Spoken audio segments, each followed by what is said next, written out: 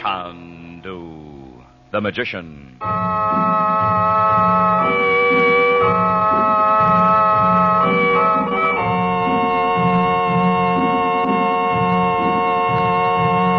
Good evening, ladies and gentlemen.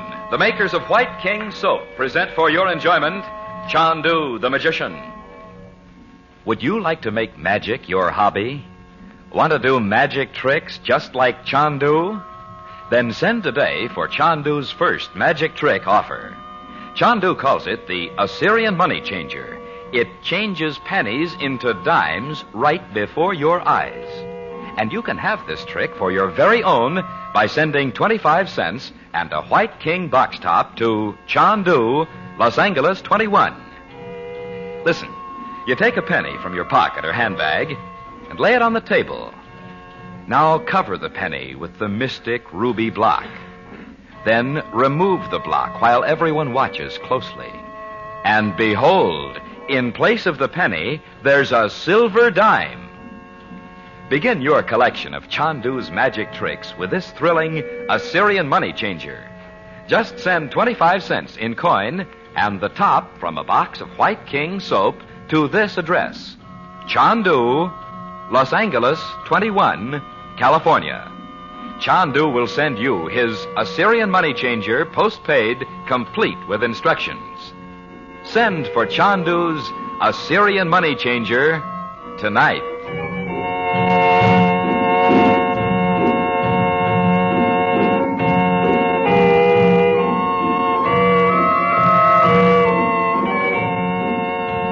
The old secret link between the Balkan castle of Sistava and the black magic of ancient Egypt suddenly confronts Frank Chandler when Betty Regent finds in her room a tiny statuette of the evil Egyptian priestess Oriunda. And by his occult powers, Chandler has already learned that somewhere in the maze of underground rooms is one devoted to the dreadful practice of the black arts. But meanwhile, Chandler has discovered that Jan Metzos, the foreign minister, is searching for a lost plan of the castle, for many years the meeting place of malcontents from all Europe. On the pretext of a social call, Chandler tells Metzos he has found the plan. And to his astonishment, Metzos offers to make him a secret member of the government staff. To unmask the man behind Metzos, Chandler agrees.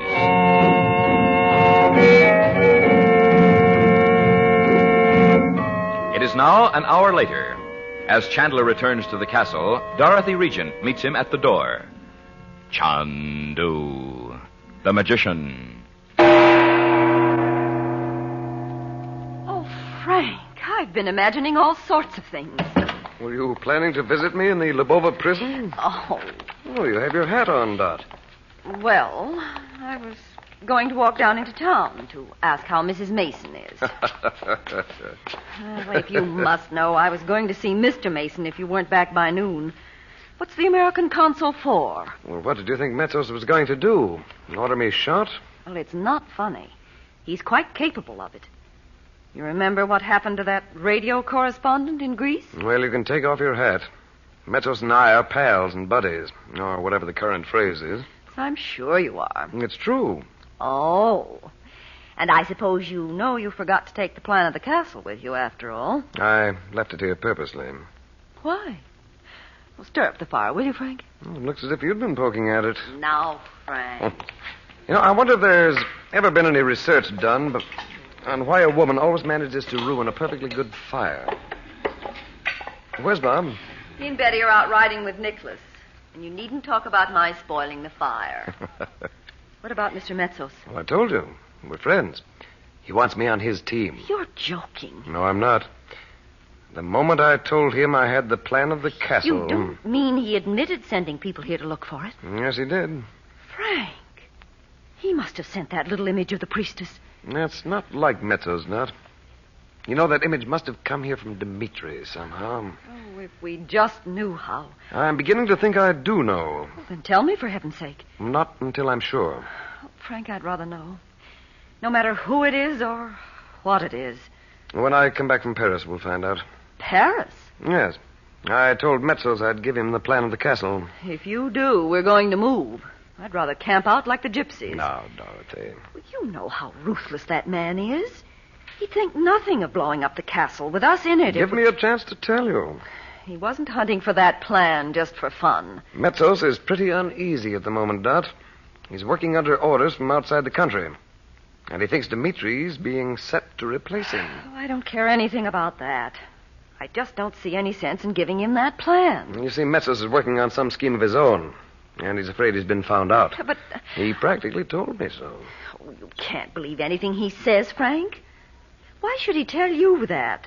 A foreigner, an American. Well, it seems he was suspicious of me when I arrived, so he had some questions asked in Washington. Oh? He was given to understand that I'd been handed an insignificant job over here as a punishment. What? Well, even so, Men with grievances, real or imaginary, have built up men like Metzos from the beginning, as they did Roxor. Oh, and Hitler.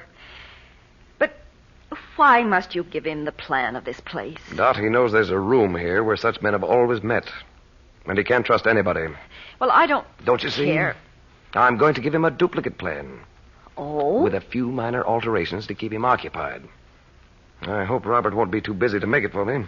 Robert? I'm sure he can do it if he has the time. Where is the plan? Oh, right there on the table, under the newspaper. Listen, Frank. Why don't you let... Robert's a chemist.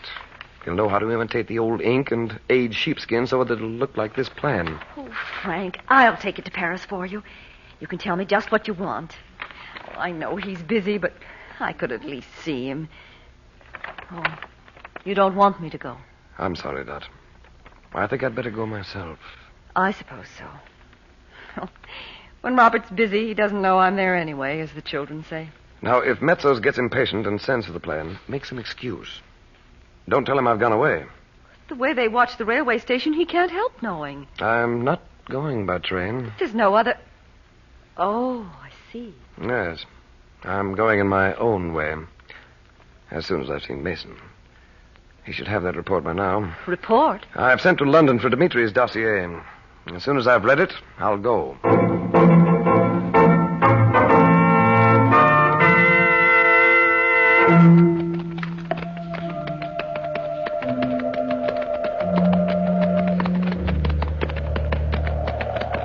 How'd you know which way we'd gone, Dimitri? This pine forest is a favorite of Nicholas. Where is he, Bob? Oh, I let Betty and him get ahead of me. He wanted to show us the view from the top of the hill, but... Excellent. What do you mean? I stopped when I heard you coming. I wanted to see who it was. I'm very happy to know you waited for me. Oh, you'd have caught up with us at the top anyway. You misunderstand. You mean you wanted to talk to me? You find that surprising? We are friends, aren't we? Sure. I guess so. Let us ride more slowly. If I wish to see you or Betty, it must be away from the castle. I am not a welcome caller. Well, you see, Look, Dimitri, I've been wanting to ask you this. What's that music you said nobody but your friends could hear? It is not easy to explain. Well, I wish you'd try. I will put it this way. All one's friends have a quality by which you recognize them. A sense of humor, a talent for drawing. The music is mine. Well, I don't know. You do not believe me? Well, I know I heard it. But why doesn't Nicholas hear it, too? He's known you a lot longer than I have. Are you certain he does not? I asked him. Sure. When was this? When he came up to the castle yesterday. I am sorry you spoke of it to him. Why? For several reasons. I don't get it. You will come to understand. Well, I hope so. Because you know what? Every time I hear that music, it seems as if I'm somebody else. Indeed. Yeah. I'm rude to my mother, and I get into arguments with my uncle, and... You know what I think I'd better do? No, Bob. I think I'd better tell my uncle about it. Oh, no, you will not. Well, why not, for Pete's sake? Say, that music isn't some kind of black magic, is it? How dare you? Well, Uncle Frank said you knew a lot of those secrets. Like... So he knows. Like the Black Magic Temple. Under the Sphinx in Egypt. What's the matter with me? Listen to the music and to my voice. Huh? You will never speak of this to Chandler, nor to anyone else. You understand? Yes. I guess so. No matter how deeply the music enters your mind, you cannot open your lips to speak of it. Remember. I'll remember. Bob! Where are you? Oh, here I am, Bets. Dimitri rode up to...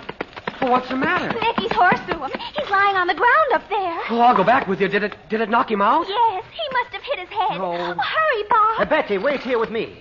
Let Bob go and see what can be done for Nicholas. Oh, I can't, Dimitri. Will you come with us and help? That would not be wise. Come on, why don't you?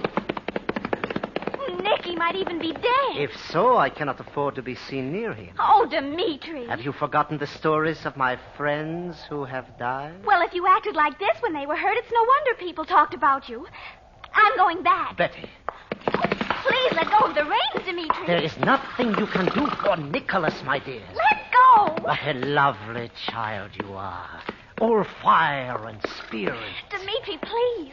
It's awful to sit here talking like that when Nicky might be... Not at all. Look at me, Betty. What? Look at me. I want you to promise to be my friend as Bob is.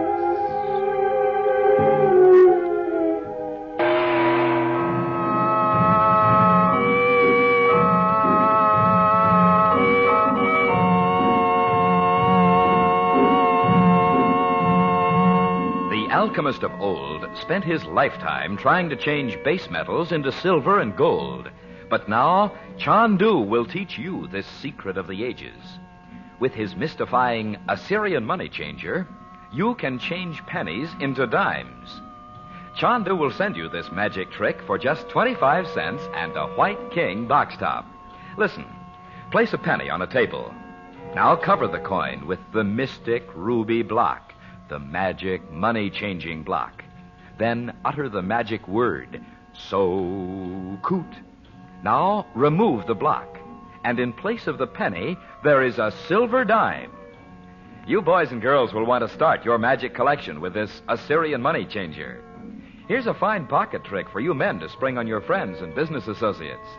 And if you ladies want to be sure your guests have a good time at your next party, try entertaining them with Chandu's magic trick. Just send 25 cents in coin and a box top from White King Soap to Chandu, Los Angeles 21, California. That's Chandu, Los Angeles 21. Make magic your hobby. Make White King your wash day soap. You'll love White King.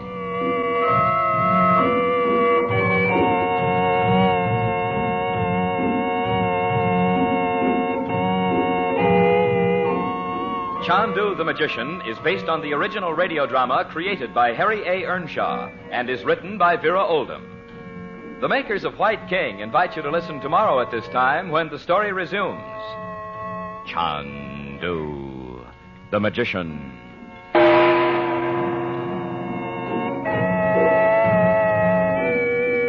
This is the Mutual Don Lee Broadcasting System.